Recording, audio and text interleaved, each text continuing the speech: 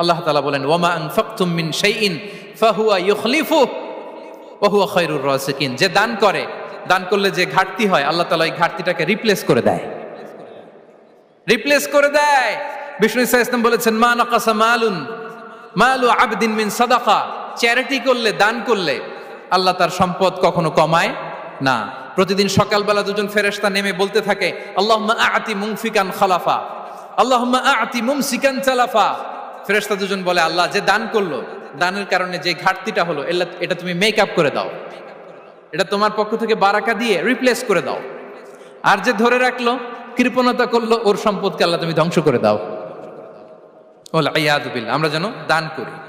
এরপরে বিষ্ণু ইসা ইসলাম বলেছেন বেশি বেশি হজ উমরা করলে, বেশি বেশি যদি কারো সাধ্য থাকে, ফিনান্সিয়াল ক্যাপাসিটি থাকে, বেশি বেশি হজ উমরা করলে তার রিজিকে বারাকা নেমে আসে। সব শেষে হচ্ছে দোয়া করা।